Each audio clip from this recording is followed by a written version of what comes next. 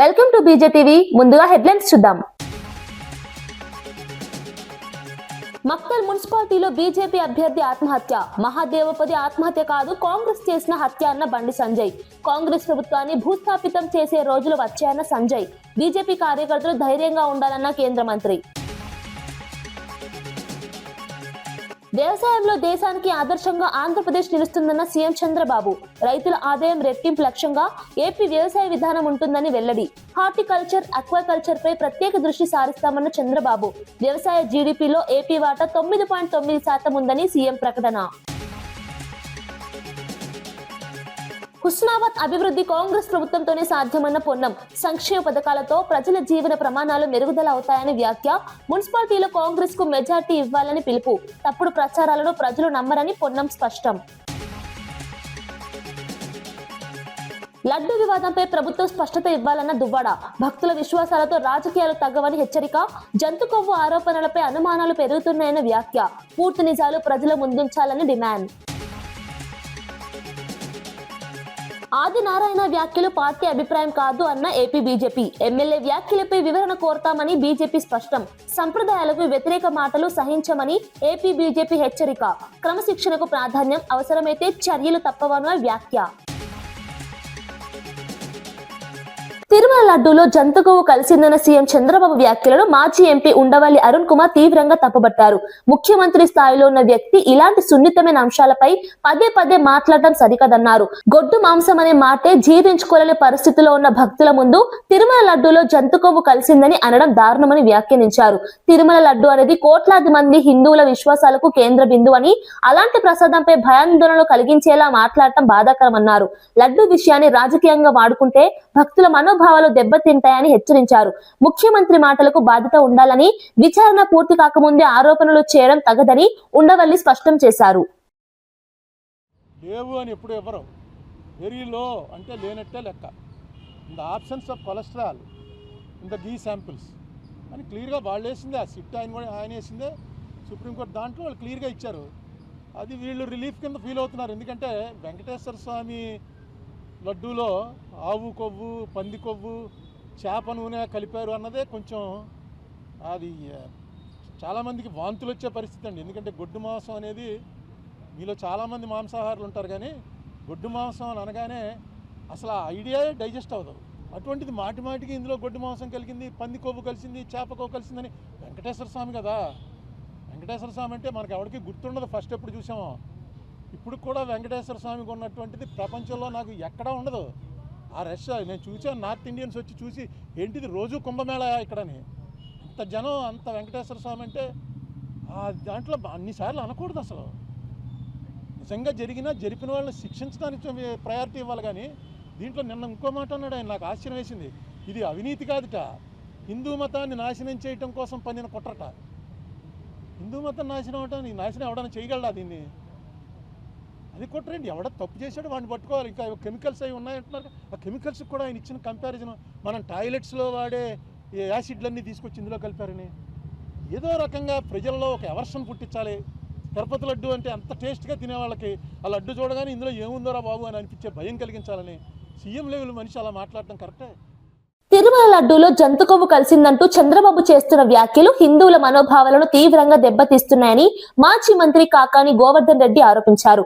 లడ్డూ వ్యవహారంలో సీఎం రోజుకు అబద్ధం చెబుతున్నారని, నిజాలు ప్రశ్నిస్తున్న వారిపై దాడులు చేస్తున్నారని మండిపడ్డారు. బోలే బాబా డైరీకి అనుమతులు ఇచ్చింది ఎవరో చంద్రబాబే సమాధానం చెప్పాలన్నారు. 2019 మార్చిలో ఆ డైరీకి నెయ్యి ఆర్డర్ ఇచ్చింది ఎవరో స్పష్టం చేయాలని డిమాండ్ చేశారు. తప్పులు టీడీపీ పాలనలో జరిగితే వాటిని కప్పిపుచ్చుకునేందుకు వైసీపీపై బురద జల్లుతున్నారని విమర్శించారు. తిరుమల లడ్డు వంటి పవిత్ర అంశాన్ని రాజకీయ ప్రయోజనాల కోసం వాడుకోవడం హిందూ సమాజం సహించదని హెచ్చరించారు. వాళ్ళని గాలికి వదిలేసి ఈరోజు వ్యవసాయం పట్ల మీకున్నటువంటి ఏకభావం, వ్యతిరేక భావం, నిర్లక్ష్యం అనేటువంటిది స్పష్టంగా కనిపించేటువంటి పరిస్థితి ఏర్పడింది. కాబట్టి మీరు ఈరోజు వ్యవసాయం ఏదైతే దండగా అని మాట మాట్లాడారో, అదేవిధంగా పాపం రైతులతో పాటు రైతు కూలీలు ఈరోజు వ్యవసాయం మీద పాపం మక్కువ తగ్గిపోవడంతో, దానికి సంబంధించినటువంటి దాంట్లో నష్టాల బాటలు పడడంతో, వ్యవసాయాన్ని నిర్లక్ష్యం కావడంతో ఆ పాపం ఆ రైతులు కూడా వాళ్ళకి కనీసం వాళ్ళకి ఇవ్వాల్సినటువంటి ఆ కూలీలు కూడా ఇవ్వలేనటువంటి పరిస్థితుల్లో రైతులతో పాటు తీవ్రమైనటువంటి ఆర్థిక ఇబ్బందుల్లో కూరుకుపోయినటువంటి రైతులకు సంబంధించినటువంటి రైతుల కూలీల కుటుంబాలు కూడా ఈరోజు ఆత్మహత్యలకు పాల్పడడం ఈరోజు దురదృష్టకరమైనటువంటి విషయం. అందుకే చెప్పాం, జగన్మోహన్ రెడ్డి గారి హయాంలో అన్ని విధాలా రైతుల్ని చేయిపెట్టి నడిపించామని గర్వంగా చెప్పగలిగాం.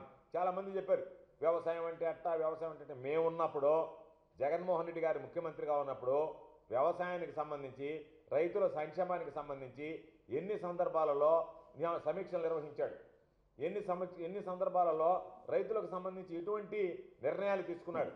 ఆయన ఆ రోజు తీసుకున్నటువంటి అనేక రకాలైనటువంటి నిర్ణయాలు రైతులకు సంబంధించి ఏ విధంగా మద్దతునిచ్చాయి, ఊతమిచ్చాయి అనేటువంటిది ప్రత్యేకంగా చెప్పాల్సినటువంటి అవసరం లేదు. ప్రకటనలకు పరిమితం కాలేదు.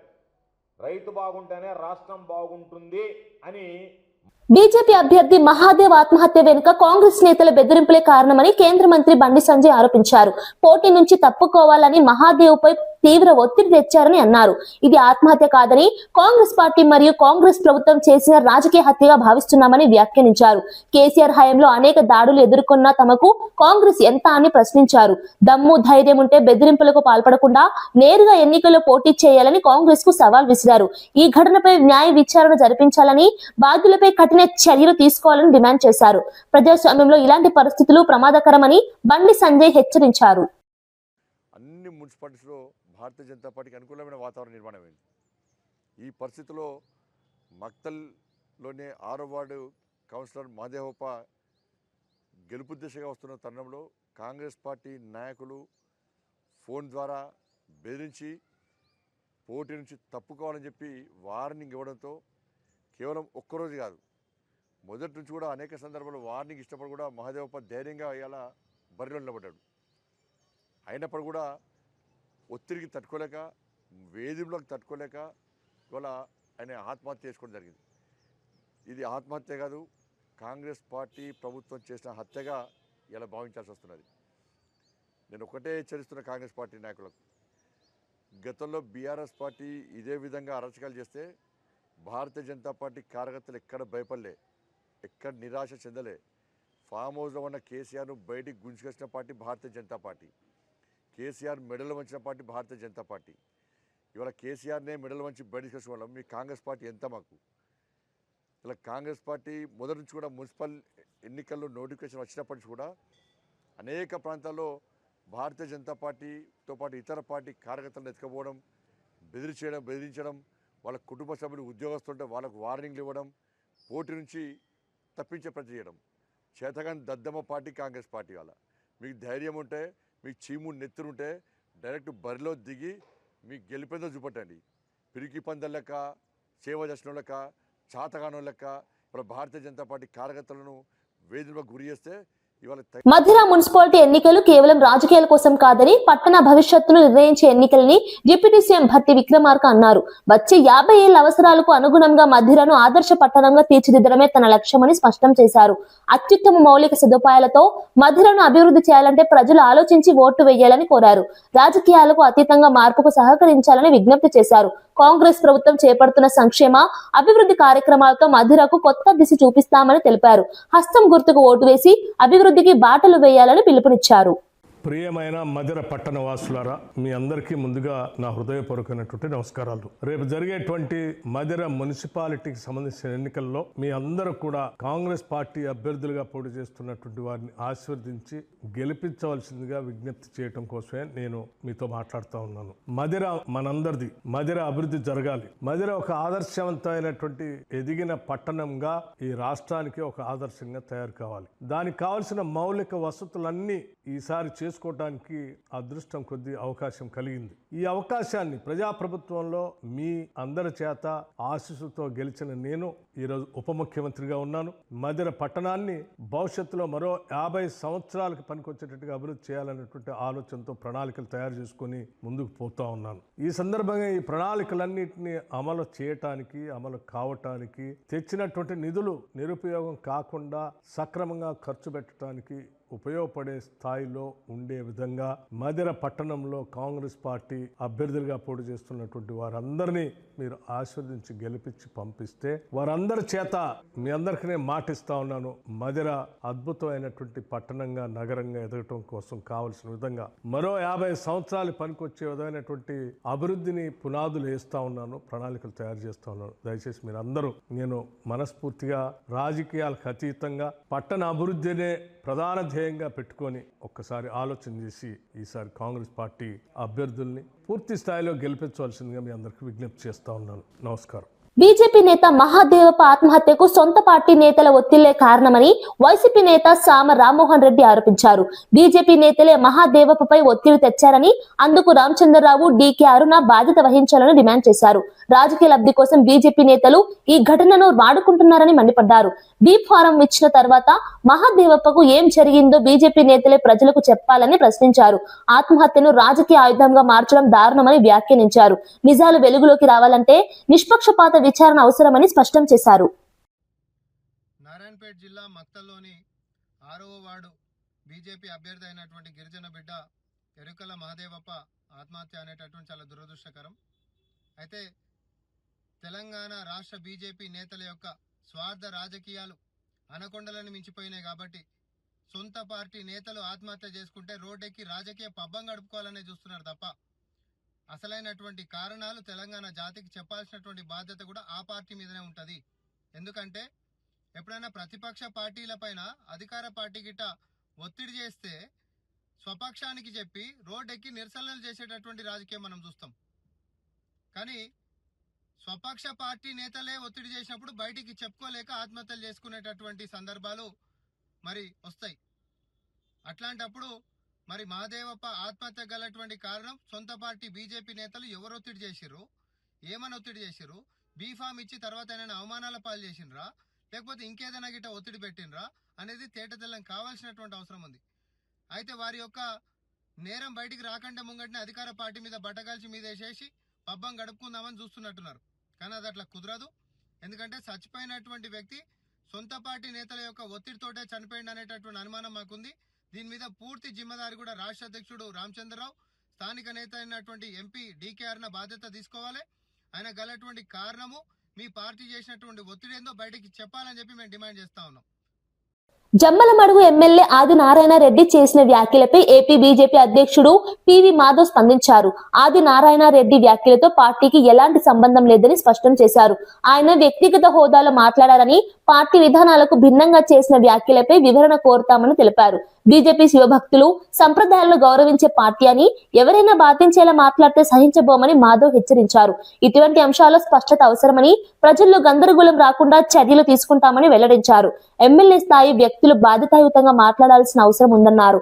ఈ వివాదం నేపథ్యంలో పార్టీ క్రమశిక్షణకు ప్రాధాన్యత ఇస్తామని, అవసరమైతే చర్యలు కూడా తీసుకుంటామని ఏపీ బీజేపీ స్పష్టం చేసింది. ఎమ్మెల్యే గారు ఆదినారాయణ రెడ్డి గారు ఏ విషయాలైతే మాట్లాడారో ఆ విషయాల్లో ఏ మాటను కూడా మేము ఏకీభవించడం లేదు. మా పార్టీ వేదిక మీద మాట్లాడి వెళ్ళిపోవడం జరిగింది. ఆ విధంగా ఏవైతే అనేక రకాల విషయాలు మాట్లాడారో, కుల ప్రస్తావన కానీ మిగతా అంశాలు కానీ, వాటిని ఏ మాటను కూడా పార్టీ ఏకీభవించడం లేదు. ఆయన వ్యక్తిగత హోదాలో ఆయన మాట్లాడటం జరిగింది. తప్పనిసరిగా పార్టీ కూడా వాటి వివరాలు అడిగి తగిన విధంగా ముందుకెళ్తాం. సో ఆ విధంగా మా పార్టీ యొక్క ఆలోచన. విశాఖ స్టీల్ ప్లాంట్ విషయంలో చంద్రబాబు ప్రభుత్వం ప్రజలను మోసం చేసిందని వైఎస్ఆర్సీపీ అధికార ప్రతినిధి కారుమూరు వెంకటరెడ్డి ఆరోపించారు. ఉక్కు కర్మాగారాన్ని కాపాడతామని చెప్పి ఓట్లు వేయించుకుని ఇప్పుడు కేంద్ర ప్రభుత్వంతో కలిసి ప్రైవేటీకరణకు దారితీస్తున్నారని విమర్శించారు. విశాఖ ఒక్కు విభాగాన్ని ప్రైవేటు చేతుల్లోకి అప్పగించే ప్రయత్నాలు జరుగుతున్నాయని అన్నారు. ఇలాంటి కీలక అంశంపై కూటమి నేతలు నోరు విప్పకపోవడం అనుమానాలకు తావిస్తోందని వ్యాఖ్యానించారు. స్టీల్ ప్లాంట్ వేలాది కుటుంబాలకు జీవనాధారమని, దాన్ని అమ్మేయడం అన్యాయమన్నారు. ఈ నిర్ణయాలకు వ్యతిరేకంగా ప్రజా ఉద్యమాలు ఉధృతం అవుతాయని హెచ్చరించారు. విశాఖ ప్రజలు ఈ మోసాన్ని గుర్తించి తగిన సమాధానం చెబుతారని స్పష్టం చేశారు. విశాఖ స్టీల్ ప్లాంట్ని పార్టులుగా అమ్మకానికి పెట్టినటువంటి చంద్రబాబు నాయుడు గారి కూటమి ప్రభుత్వం ఇప్పటికే 34 విభాగాలని పార్టులుగా అమ్మకానికి పెడుతూ ఏదైతే వాళ్ళు నోటిఫికేషన్లు ఇచ్చారో, ఇప్పుడు కీలకమైనటువంటి విభాగం థర్మల్ పవర్ ప్లాంట్ను కూడా ఏదైతే ప్రైవేట్ వాళ్ళకి ఇచ్చేయడానికి. ఈ థర్మల్ పవర్ ప్లాంట్ అనేది విశాఖపట్నం స్టీల్ ప్లాంట్లో కీలకం. నిరంతరం విద్యుత్ సరఫరా చేసేటటువంటి ఈ విభాగాన్ని ప్రైవేట్కి ఇవ్వటం వల్ల రేపు ఉత్పత్తి వ్యయాలు భారీగా పెరిగేటటువంటి ప్రమాదం ఉంది. సో విశాఖపట్నం స్టీల్ ప్లాంట్ అయితే ఈ కూటమి ప్రభుత్వం పార్టీలుగా అమ్మకానికి పెట్టింది. ఒకేసారి అమ్మకానికి పెడితే ఏదైతే ప్రజలందరికీ అర్థమైంది కాబట్టి పార్టీలుగా పెట్టారు. అలానే కార్మికులను కూడా పార్టీలుగా తొలగిస్తా వస్తా ఉన్నారు. మరి ఇప్పుడు సమాధానం చెప్పాలి కదా, ఒక్క ఎంపీని ఇవ్వండి, నేను తోలు తీస్తా తిత్తి తీస్తా అన్నావు కదా. ఇప్పుడు విశాఖపట్నం స్టీల్ ప్లాంట్ని తిత్తి తీస్తున్నారు.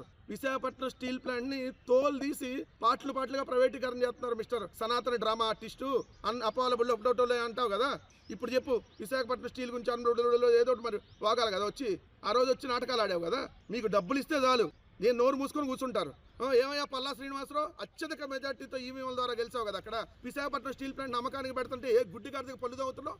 విశాఖపట్నం స్టీల్ ప్లాంట్ నాశనం చేస్తావు పక్క, మళ్ళీ భూములు గీతంకేమో అవతల 5,000 కోట్ల రూపాయల భూములు దోచి పెడతారు. అక్కడ విశాఖపట్నం స్టీల్ ప్లాంట్ ప్రైవేటీకరణ అయిపోతుంది. దాన్ని దగ్గరుండి చంద్రబాబు నాయుడు గారు, పవన్ కళ్యాణ్ గారు ప్రైవేట్కి అమ్మేస్తా ఉన్నారనేది క్లియర్.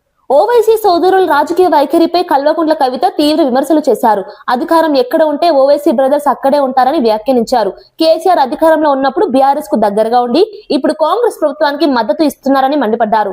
జూబ్లీహిల్స్ ఉప ఎన్నికల్లో కాంగ్రెస్ కు మద్దతుగా అభ్యర్థిని కూడా నిలబెట్టలేదని గుర్తు చేశారు. మైనార్టీల పేరుతో రాజకీయ లాభాలు పొందడమే ఓవైసీల లక్ష్యమని ఆరోపించారు. ప్రజా సమస్యలపై నిలదీయాల్సిన సమయంలో అధికారానికి దగ్గరగా ఉండడం బాధాకరమన్నారు. ఇలాంటి రాజకీయ ధోరణులను ప్రజలు గమనిస్తున్నారని, తగిన సమయంలో సమాధానం చెబుతారని కవిత వ్యాఖ్యానించారు. और रही बात ओवैसी ब्रदर्स की, अब देखिए उन्होंने कैसे है, जैसा सनफ्लावर रहता ना भाई, सनफ्लावर सन के गोल गोल घूमते रहता. Owaisi brothers MIM party power के गोल गोल घूमते रहते. जो भी पावर में है, जो भी इक़्तिदार में है, उनके साथ रहते उन्होंने. पहले तेलंगाना को अपोज करे, रॉयल तेलंगाना होना बोल के बोले, लेकिन जब तेलंगाना बना और केसीआर साहब हुकूमत में आए, जिनका मेन एजेंडा ही तेलंगाना फॉर्मेशन था, लेकिन उनके साथ मिलकर 10,000 पावर में शेयर करे. उस टाइम पे केसीआर साहब के वाह करते रहे. और अभी बिफोर दिस इलेक्शन 2023 से पहले उन्होंने क्या बोला है रेवंत रेड्डी साहब को, इन्होंने आरएसएस के आदमी है बोल के बोले. लेकिन जब रेवंत रेड्डी साहब हुकूमत में आए तो उनके पास गए. अब इनका सीएमओ के पास आना जाना तो है, पावर के साथ आना जाना है. और तारजुब की बात यह है, वहाँ ऊपर राहुल गांधी को उन्होंने क्रिटिसाइज करते, लेकिन यहाँ जुबली हिल्स इलेक्शन में रेवंत रेड्डी साहब के पास रह के कैंडिडेट भी नहीं लगा एमआईएम का, पूरा कांग्रेस का साथ दिए. तो इन्हों किनके साथ है, जो भी इक़्तिदार में रहते हैं उनके साथ है. तो मेरा इनसे रिक्वेस्ट ये है, आप सीएमओ के पास आपका आना जाना रहता, सीएम आपके बात सुनते बोल के आप दावा कर रहे हैं ना, तो इमीडिएटली रेवंत रेड्डी साहब को बोल के, अभी रमज़ान आ रहा ना भाई, 7-8 दिन में रमज़ान आ रहा, तो इमाम और मौज़नों के जो भी पेंडिंग है वो इमीडिएटली दिलाइए. और इमाम और मौज़नों को 6,000 से 12,000 करते बोल के बोले कांग्रेस गवर्नमेंट, आज तक नहीं करे 2 साल में. హుస్నాబాద్ అభివృద్ధి కాంగ్రెస్ ప్రభుత్వంతోనే సాధ్యమని మంత్రి పొన్నం ప్రభాకర్ అన్నారు. ఎమ్మెల్యేగా గెలిచిన తర్వాత ఈ ప్రాంతానికి గౌరవం తీసుకొచ్చామని చెప్పారు. ఉచిత విద్యుత్, ఇందిరమ్మ ఇల్లు, రేషన్ కార్డులు, మహిళలకు ఉచిత బస్సు ప్రయాణం, రైతు రుణమాఫీ వంటి పథకాలు ప్రజలకు అందిస్తున్నామని వివరించారు. మున్సిపాలిటీలో కాంగ్రెస్ కు పూర్తి మెజారిటీ ఇస్తే మరింత అభివృద్ధి సాధ్యమవుతుందని పిలుపునిచ్చారు. సంక్షేమ పథకాలతో ప్రజల జీవన ప్రమాణాలు మెరుగుపడుతున్నాయని అన్నారు. ప్రతిపక్షాల తప్పుడు ప్రచారాలను ప్రజలు నమ్మబోరని, అభివృద్ధి తమ అజెండా అని స్పష్టం చేశారు. మీ ఆశీర్వచనంతో నేను ఎమ్మెల్యే అయిన తర్వాత హుస్నాబాద్ అంటే ఒక గౌరవాన్ని పెంచాను. అదేవిధంగా రాష్ట్ర ప్రభుత్వం నుంచి 200 యూనిట్ల కరెంటు ఫ్రీ ఇస్తా ఉన్నాం, ఇందిరమ్మ ఇండ్లు ఇస్తా ఉన్నా, రేషన్ కార్డులు, అదేవిధంగా సన్న బియ్యం ఇస్తా ఉన్నాం.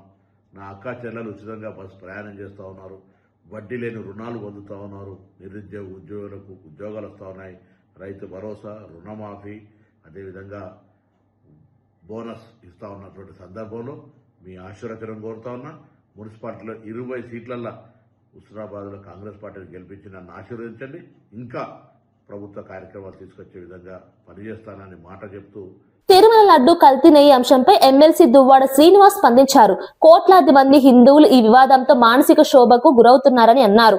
లడ్డూలో జంతు కొవ్వు ఉందన్న ఆరోపణలపై ప్రభుత్వం స్పష్టమైన వైఖరి చూపడం లేదని విమర్శించారు. ప్రతిపక్షాలు లడ్డూలో కల్తీ లేదని చెబుతుంటే ప్రభుత్వం ఒక్కో విధంగా స్పందించడం అనుమానాలకు తావిస్తుందన్నారు. ఈ అంశంపై బీజేపీ మౌనం ఆశ్చర్యంగా ఉందని వ్యాఖ్యానించారు. భక్తుల విశ్వాసాలకు భంగం కలిగించేలా రాజకీయాలు చేయడం తగదన్నారు. వెంటనే పూర్తి నిజాలను ప్రజల ముందుంచాలని డిమాండ్ చేశారు. Artificial lactic acid, monoglycerides,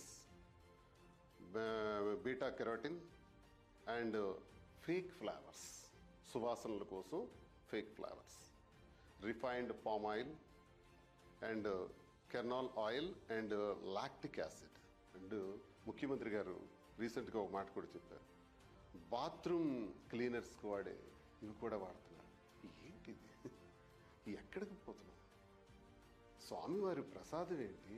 ప్రసాదంలో ఇవన్నీ ఏంటి? సింథటిక్ గీ ఏంటి? అసలు ఒళ్ళు గగురు పొడుస్తుంది, భయం వేస్తుంది. అసలు ఎక్కడున్నాం మనం? ఇది లడ్డుగా పెడుతున్నారా? ఇది నిజమా? సిబిఐ ఇది వేసిందా? అది కూడా 2014 సంవత్సరం నుంచి 2019 సంవత్సరం నుంచి 24 వరకు జరిగిందని ముఖ్యమంత్రి గారు అంటారు. ఆపోజిషన్లో లేదు, అది జరగలేదు అని, అందులో జంతువుల యొక్క కొవ్వు లేదని సిబిఐ రిపోర్ట్ ఇచ్చింది అంటారు. ఇవన్నీ పరిశీలిస్తే ఇందులో ఇది గీ కాదు అని అంటున్నారు, సింథటిక్ గీ అంట. పాముల ఆయిల్ ద్వారా తయారు చేసినటువంటి సింథటిక్ గీ అంట. ఈ గీని వాడుతున్నారంట. వ్యవసాయ రంగంలో ఆంధ్రప్రదేశ్ దేశంలోనే బలమైన రాష్ట్రంగా నిలుస్తోందని సీఎం చంద్రబాబు అన్నారు. రాష్ట్ర జీడీపీలో వ్యవసాయం వాటా 9.9% ఉందని తెలిపారు. హార్టికల్చర్, అక్వాకల్చర్, కొబ్బరి, కాఫీ, వాణిజ్య పంటల సాగుపై ప్రభుత్వం ప్రత్యేక దృష్టి పెట్టిందన్నారు. రైతులకు లాభదాయకమైన పంటల వైపు మార్గనిర్దేశం చేయడం, ఆధునిక సాంకేతికత వినియోగం, మార్కెటింగ్ సదుపాయాలు కల్పించడం లక్ష్యంగా పనిచేస్తున్నామని చెప్పారు. ఈ దిశగా కేంద్ర ప్రభుత్వంతో సమన్వయం చేసుకుంటూ కార్యాచరణ ప్రణాళిక రూపొందిస్తున్నామని వెల్లడించారు. వ్యవసాయ ఉత్పత్తుల విలువ పెంచడం ద్వారా రైతుల ఆదాయం రెట్టింపు చేయడమే ప్రభుత్వ లక్ష్యమని సీఎం స్పష్టం చేశారు.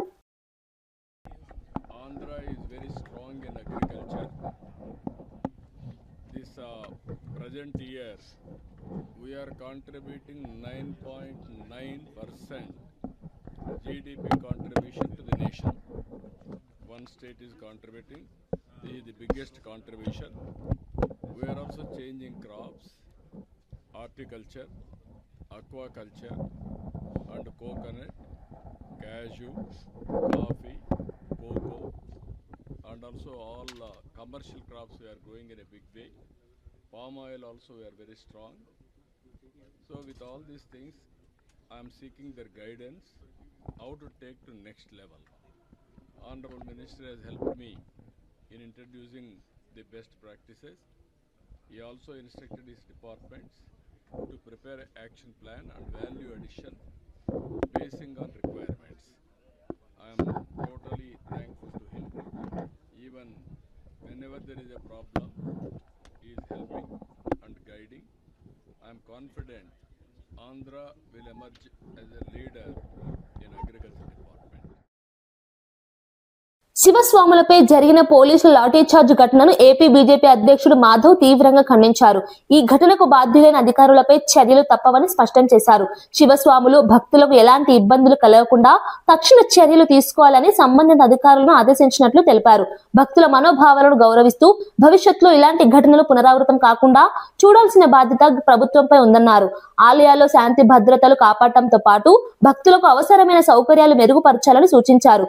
హిందూ ధర్మానికి సంబంధించిన కార్యక్రమాల్లో నిర్లక్ష్యం సహించబోమని బీజేపీ స్పష్టం చేసింది. శివ దీక్ష చేస్తున్న అనేక మంది శివ భక్తులు ఉన్నారో వాళ్ళ సంబంధమైన లాఠీ చార్జ్ చేయడం భారతీయ జనతా పార్టీ ఖండిస్తుంది. శివ భక్తులు ఎవరైతే మాల ధారణ చేసిన వాళ్ళు ఎవరైనా ఉంటే అది మన దేవీ నవరాత్రులకు వచ్చే దేవీ భక్తులు అయిన కానీ అయ్యప్ప స్వామి భక్తులైన వాళ్ళు స్వయంగా స్వామివారి స్వరూపంగా మనం భావిస్తాం.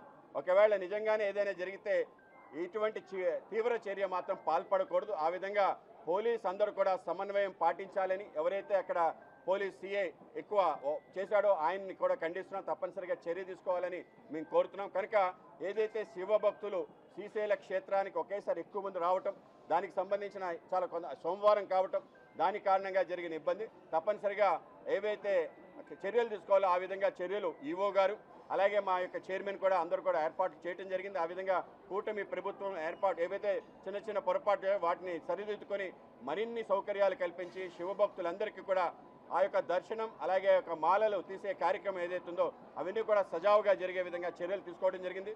ఆ విధంగా మొత్తం ఇప్పటికే అన్ని రకాల చర్యలు తీసుకున్నారు. అందరికీ కలిసిన సౌకర్యాలు కూడా పెద్ద ఎత్తున కల్పించడం జరిగింది. ఆ విధంగానే వెళ్తాం. ఏదైతే లాఠీ చార్జ్ జరిగిందో అది దురదృష్టంగా భావిస్తున్నాం. మళ్ళీ ఇటువంటి చర్యలు జరగకుండా మేము చర్యలు తీసుకుంటామని తెలియజేస్తాం. బీజేపీ అభ్యర్థి మహాదేవప్ప ఆత్మహత్య ఘటనపై కేంద్ర మంత్రి కిషన్ రెడ్డి స్పందించారు. కాంగ్రెస్ పార్టీ దౌర్జన్యాల కారణంగానే ఈ ఘటన జరిగిందని ఆరోపించారు. ఈ ఘటనపై బీజేపీ జాతీయ అధ్యక్షుడు తనతో ఫోన్లో మాట్లాడినట్టు తెలిపారు. మహాదేవప్ప మృతి సాధారణ ఘటన కాదని, రాజకీయ ఒత్తిళ్ల వల్లే అతడు ఆత్మహత్యకు పాల్పడ్డాడని విమర్శించారు. బాధ్యులపై కఠిన చర్యలు తీసుకోవాలని డిమాండ్ చేశారు. ప్రజాస్వామ్యంలో పోటీ చేసే హక్కును కాలరాయడం ప్రమాదకరమని పేర్కొన్నారు. ఈ ఘటనపై సమగ్ర విచారణ జరిపి నిజాలు బయట పెట్టాలని కేంద్ర నాయకత్వం కోరుతుందన్నారు. ఈరోజు చాలా దురదృష్టకరం. ఈరోజు ఉదయం 6 గంటలకు నారాయణపేట మక్తల్లో 6వ వార్డు నుంచి బీజేపీ కౌన్సిలర్గా పోటీ చేస్తున్నటువంటి ఎస్టీ అభ్యర్థి ఎరుకల మహాదేవప్ప ఈరోజు మృతి చెందడం జరిగింది. దీనికి పార్టీ తరఫున తీవ్రమైనటువంటి విచారం వ్యక్తం చేస్తా ఉన్నాను.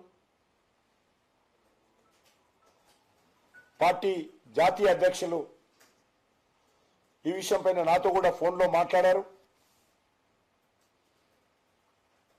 కాంగ్రెస్ పార్టీ ఈ మున్సిపల్ ఎన్నికల్లో, ఎందుకంటే గ్రామ పంచాయతీ ఎన్నికల్లో గుర్తు లేదు, మీరు చేసినటువంటి దౌర్జన్యాలు చెల్లుబాటు అయ్యాయి.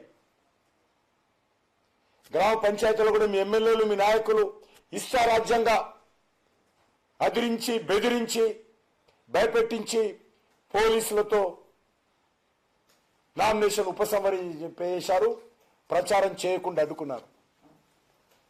ఇప్పుడు బీజేపీ గుర్తు మీద పోటీ చేస్తున్నటువంటి ఈ ఎన్నికల్లో కాంగ్రెస్ పార్టీ అనేక మున్సిపాలిటీలలో దౌర్జన్యాలు చేసింది. పోతేపాలెం ప్రజల 50 ఏళ్ల కలను నెరవేర్చుతూ 2 కోట్ల నిధులతో 3 కిలోమీటర్ల రోడ్డును ఎమ్మెల్యే లోకం నాగమాధవి పూర్తి చేయించారు. ఈ రోడ్డు నిర్మాణంతో గ్రామ ప్రజలకు రాకపోకలు సులభమయ్యాయి. విద్యార్థులు, రైతులు, ఉద్యోగులు ఎదుర్కొంటున్న సమస్యలు తొలగిపోయాయని స్థానికులు సంతోషం వ్యక్తం చేస్తున్నారు. అభివృద్ధి పనుల్లో ఎలాంటి రాజీ పడకుండా నాణ్యతతో పనులు పూర్తి చేయడమే తమ లక్ష్యమని ఎమ్మెల్యే తెలిపారు. మౌలిక వసతుల అభివృద్ధితో గ్రామాల ముఖ చిత్రం మారుతుందని అన్నారు. భవిష్యత్తులో మరిన్ని అభివృద్ధి కార్యక్రమాలు చేపడతామని హామీ ఇచ్చారు. నాది చలంగపేట పంచాయతీ పోతేపాలెం గ్రామం. మాకు 40-50 సంవత్సరాల నుంచి పడుతున్న కష్టాలను తీర్చడానికి ఒక దేవత రూపంలో మా ఊర్లో అడుగుపెట్టిన లోకం నాగమాధవి గారికి మా ఊరందరం రుణపడి ఉంటాం. మా ఊరు నుంచి అయితే చాలా ఇబ్బంది పడేవారు. దగ్గర 3 కిలోమీటర్లు వస్తుంది. అంబులెన్స్ రావడానికి కూడా చాలా ఇబ్బంది పడేవారు. ఇక్కడ నుంచి ఆటో మీద కానీ, బైక్ మీద కానీ డెంకా రోడ్డు తీసుకురమ్మనేవారు. ప్రెగ్నెన్సీతో ఉన్న లేడీస్ కూడా ఇక్కడ నుంచి అక్కడికి వెళ్ళడానికి చాలా ఇబ్బంది పడితే అంబులెన్స్ కూడా అక్కడ ఉంటే ఇక్కడ నుంచి బైక్ మీద కానీ, ఆటో మీద కానీ జస్ట్ స్లోగా తీసుకుని వెళ్తే అక్కడ నుంచి అంబులెన్స్ వచ్చేది. కానీ మా ఊరు ఏది వచ్చేది. అన్ని ప్రభుత్వాల్లో ఎమ్మెల్యేలు కలుస్తున్నారు, ప్రభుత్వాలు వస్తున్నారు, వెళ్ళిపోతున్నారు.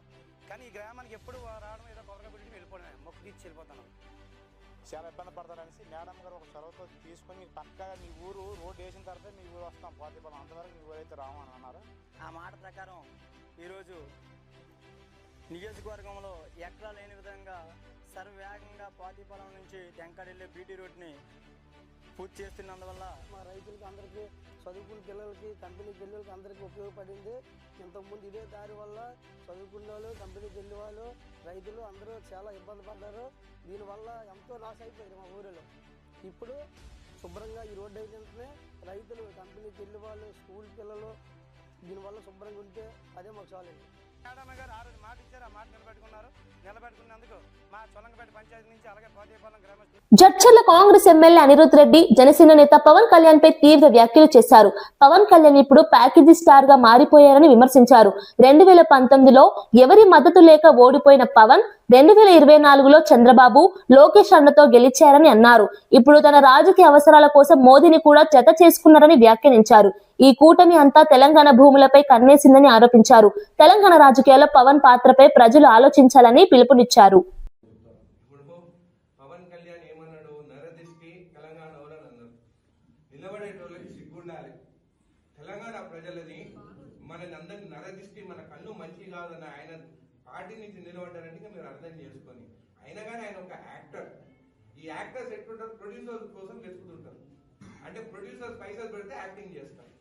2019లో వితౌట్ ప్రొడ్యూసర్ పోయినాడు, ఒక సీట్ గెలవలేదు. దాని తర్వాత 2024లో ఒక ప్రొడ్యూసర్ చంద్రబాబు నాయుడుని వెతుక్కున్నాడు, కో ప్రొడ్యూసర్ లోకేష్ ని వెతుక్కున్నాడు, గెలిచిండు. మళ్ళీ ఇప్పుడు ఏం చేసిండు, అక్కడ అయిపోయింది. మంత్లీ ప్యాకేజ్ స్టార్ 1 స్టార్ అని పేరు తెచ్చుకున్నాడు. ఇప్పుడు నాకు అది సరిపోతలేదు, నా కుటుంబం పెద్దది ఎట్లా అని చెప్తే ఇప్పుడు కొత్త ప్రొడ్యూసర్ ని వెతుకున్నాడు. ఆయన పేరు మోడీ. ఆ మోడీ ప్రొడక్షన్ లో ఇప్పుడు తెలంగాణకు రావాలని అనుకుంటున్నారు.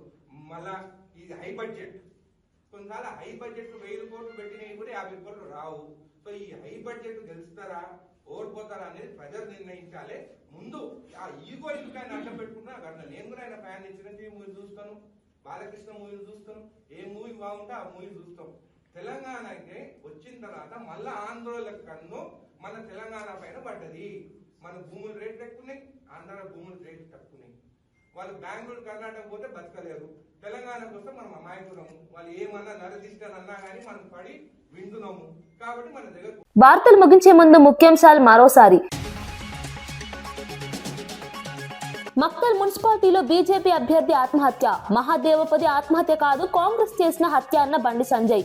కాంగ్రెస్ ప్రభుత్వాన్ని భూస్థాపితం చేసే రోజులు వచ్చాయన్న సంజయ్. బీజేపీ కార్యకర్తలు ధైర్యంగా ఉండాలన్న కేంద్ర మంత్రి. వ్యవసాయంలో దేశానికి ఆదర్శంగా ఆంధ్రప్రదేశ్ నిలుస్తుందన్న సీఎం చంద్రబాబు. రైతుల ఆదాయం రెట్టింపు లక్ష్యంగా ఏపీ వ్యవసాయ విధానం ఉంటుందని వెల్లడి. హార్టికల్చర్, అక్వాకల్చర్ పై ప్రత్యేక దృష్టి సారిస్తామన్న చంద్రబాబు. వ్యవసాయ జీడీపీలో ఏపీ వాటా 9.9% ఉందని సీఎం ప్రకటన. హుస్నాబాద్ అభివృద్ధి కాంగ్రెస్ ప్రభుత్వంతోనే సాధ్యమన్న పొన్నం. సంక్షేమ పథకాలతో ప్రజల జీవన ప్రమాణాలు మెరుగుదల అవుతాయని వ్యాఖ్య. మున్సిపాలిటీలో కాంగ్రెస్ కు మెజార్టీ ఇవ్వాలని పిలుపు. తప్పుడు ప్రచారాలను ప్రజలు నమ్మరని పొన్నం స్పష్టం. లడ్డు వివాదంపై ప్రభుత్వం స్పష్టత ఇవ్వాలన్న దువ్వాడ. భక్తుల విశ్వాసాలతో రాజకీయాలు తగ్గవని హెచ్చరిక. జంతు కొవ్వు ఆరోపణలపై అనుమానాలు పెరుగుతున్నాయన్న వ్యాఖ్య. పూర్తి నిజాలు ప్రజల ముందుంచాలని డిమాండ్. ఆదినారాయణ వ్యాఖ్యలు పార్టీ అభిప్రాయం కాదు అన్న ఏపీ బీజేపీ. ఎమ్మెల్యే వ్యాఖ్యలపై వివరణ కోరతామని బీజేపీ స్పష్టం. సంప్రదాయాలకు వ్యతిరేక మాటలు సహించమని ఏపీ బీజేపీ హెచ్చరిక. క్రమశిక్షణకు ప్రాధాన్యం, అవసరమైతే చర్యలు తప్పవన్న వ్యాఖ్య. ఇవి ఈనాటి వార్తా విశేషాలు. మరో బులెటిన్లో మళ్ళీ కలుద్దాం. నమస్కారం.